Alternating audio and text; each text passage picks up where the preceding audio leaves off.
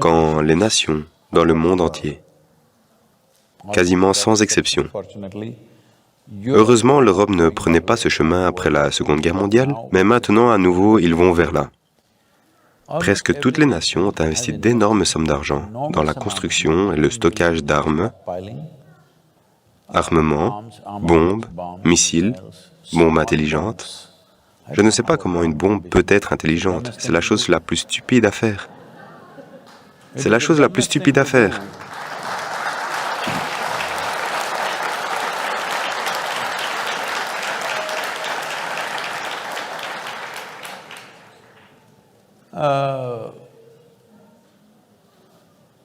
Vous voyez, au moins si je me mets à me battre avec vous, avec une épée ou un bâton ou autre, il y a un certain plaisir animal grossier lié à ça.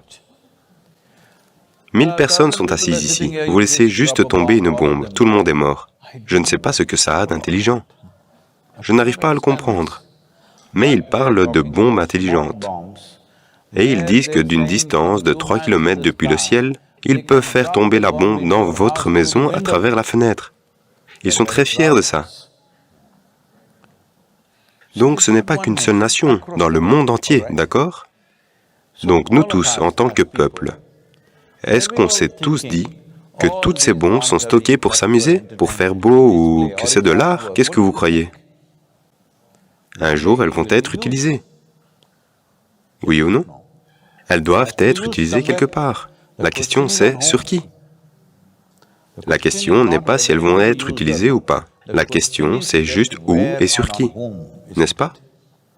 Donc quand elles s'accumulent, on est tous OK avec ça. Dans tous les films, il n'y a pas un film sans une bombe ou au moins un visage qu'on frappe. On y prend tous du plaisir. Quand ça a vraiment lieu, on dit « Ah, on est choqué, on est choqué ». Ça ne marche pas comme ça, la vie. C'est pour ça que je vous parle des sols. Allez-vous pleurer après le désastre ou serez-vous la génération qui va retourner la situation? C'est le seul choix qu'on ait, parce que c'est notre époque sur la planète.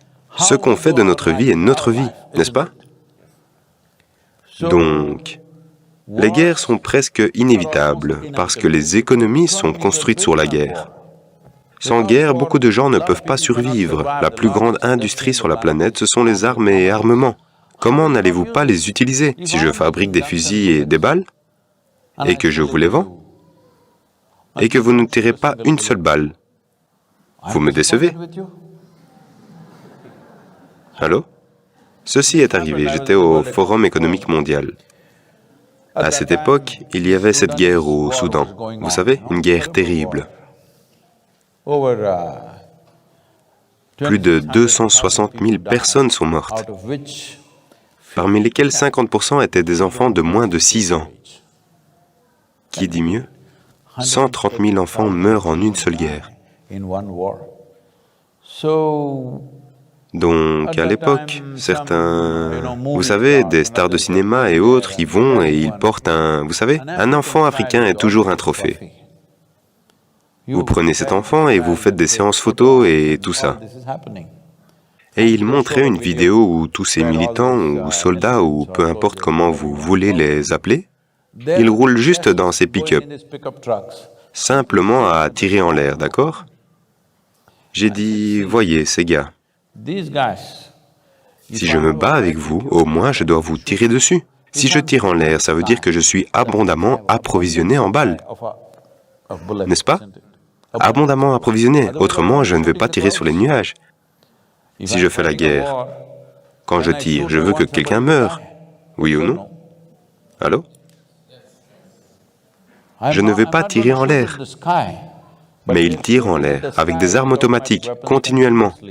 J'ai dit, voyez, quelqu'un les fournit abondamment, d'accord? Autrement, personne ne va tirer en l'air. J'ai dit, il y a 62 industries dans le monde qui fabriquent ce calibre de balles. Je vais vous donner les adresses. Allez-vous les faire fermer? Non. Vous allez aller dans la zone de guerre et ramasser un enfant et faire du cinéma. Tout ce que vous avez à faire, c'est, si vous retirez les balles, une fois qu'il n'y en a plus, peut-être qu'ils vont se tailler en pièces. Mais vous ne pouvez pas en tuer autant comme ça, au moins. Si vous ne pouvez pas transformer l'être humain, au moins vous devez l'édenter, n'est-ce pas? Allô? L'édenter? Oui, édenter veut dire que vous enlevez ses dents, au moins. Si une transformation est possible, fantastique. Si cela n'est pas possible, au moins vous devriez réduire ses capacités, n'est-ce pas? Donc, nous n'avons pas l'intention d'arrêter la guerre, soyons clairs là-dessus. Quand elle arrive chez nous, ou quand elle a lieu près de chez nous, on va pleurer. Quand elle a lieu ailleurs, c'est du cirque. Cette attitude inhumaine envers la guerre et le fait de tuer, et envers la souffrance que d'autres traversent, Nous devons sortir de là. Parce que les plus mauvaises choses ont eu lieu. Pas forcément à cause de mauvaises intentions, simplement par apathie. Vous dormez toute votre vie. Est-ce que dormir est un crime? Allô? Est-ce que dormir est un crime? Allô? Non, dormir est une bonne chose. Mais si vous dormez toute votre vie est un désastre. C'est ce qui arrive au monde, à la fois en ce qui concerne les sols et en ce qui concerne la guerre. C'est cela qui se passe. Nous dormons. Après la Seconde Guerre mondiale, on a formé la Société des Nations. On a fait les Nations Unies. L'idée, c'était que plus jamais de telle guerre n'ait lieu, d'accord? Pas seulement pour l'Europe, pour le monde entier, que ça n'ait plus jamais lieu. Mais depuis combien de guerres? À vrai dire, si vous regardez, il n'y a pas eu un seul jour de pause sur cette planète après la Seconde Guerre mondiale, sans qu'au moins une bataille n'ait lieu quelque part. Donc, on a des problèmes.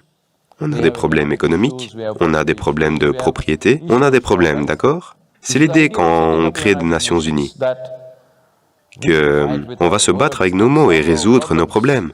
On n'est pas dans un tel La La Land qu'on n'a aucun problème. On a des problèmes. On a sincèrement des problèmes, n'est-ce pas? Ces deux groupes de gens sont persuadés que la vérité c'est ci, c'est ça. Ça y est, mais c'est ça l'idée de créer une plateforme qui résoudrait les problèmes. Que s'est-il passé? On l'a mise de côté et on fait ce qu'on veut les uns aux autres. Donc, le 21e siècle, quand il a commencé, tout le monde a dit « c'est le 21e siècle, c'est l'âge de l'information, c'est la technologie, ceci, cela, pas de guerre. » Dites-moi, combien de guerres au 21e siècle? Combien de nations ont été détruites au 21e siècle? Beaucoup. Trop. Trop en 22 ans, n'est-ce pas? Donc, comment nous réveiller? Voyez, ce sont des choses que vous ne pouvez pas changer du jour au lendemain. Mais la première chose, c'est dans vos cœurs. Votre colère et votre haine doivent partir. Il faut que je vous raconte ça. Je participais à beaucoup de conférences internationales pour la paix à une époque. Pendant environ 2 ans et demi, j'ai participé à beaucoup de conférences internationales. Et puis j'ai vu que pour tout un tas de gens, aller de conférence en conférence est en soi un métier. Ils gagnent leur vie avec ça.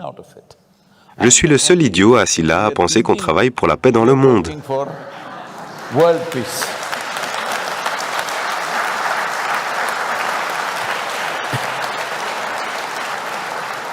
Donc j'étais dans une conférence très prestigieuse.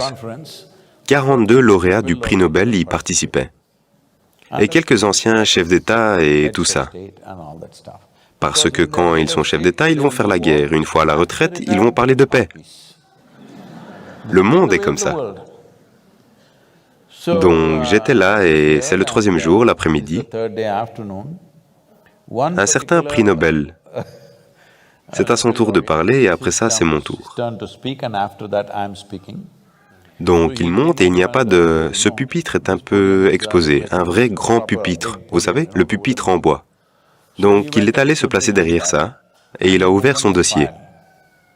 Il a baissé les yeux, il n'a jamais relevé la tête. Il a lu 42 pages. Et j'étais assis au premier rang à essayer de saisir chaque mot. J'observe chaque page, il a tourné 42 pages. Puis je regarde autour de moi, la salle est absolument en paix. Parce que tout le monde, à part la sécurité et quelques personnes de l'équipe qui sont debout, tout le monde s'est endormi. Alors je me suis dit, ça c'est la paix dans le monde, c'est sûr.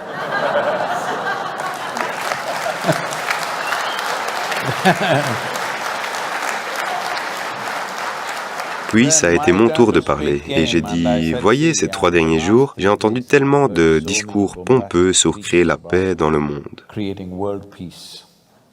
Mais je vous le demande sincèrement, combien d'entre vous peuvent mettre leurs mains sur leur cœur et dire que votre mental est en paix? Parce que si votre mental n'est pas en paix, si vous ne pouvez pas apaiser votre mental, apaiser le fichu monde est hors de question. Parce que ce que vous voyez dans le monde est une manifestation élargie de ce qui se passe dans le mental des humains, n'est-ce pas? S'il n'y a pas d'être humain sur cette planète, le monde est en paix, n'est-ce pas?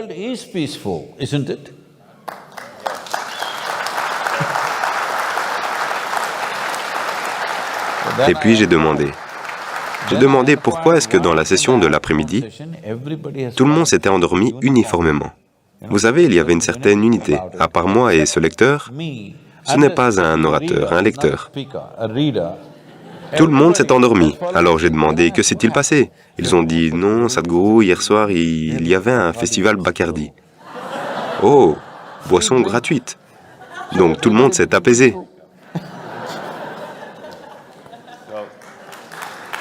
C'est la dernière conférence internationale sur la paix à laquelle je suis allé. Alors, souhaitons-nous de tous apaiser notre mental dans le monde entier? Et je crois que Olga veut... Non, c'est justement ça. On ne peut pas apaiser le mental de tout le monde. Vous pouvez rendre le vôtre paisible, je peux rendre le mien paisible, elle peut rendre le sien paisible. Il n'y a que comme ça que ça marche. C'est ça le problème, on parle d'un monde, on parle d'une société, on parle d'une humanité. Non, tout ça, ce ne sont que des mots. Il n'y a que des êtres humains. Si celui-ci et celui-ci ne résolvent pas leurs problèmes, les problèmes du monde ne vont jamais disparaître. Ils vont se manifester de très nombreuses façons.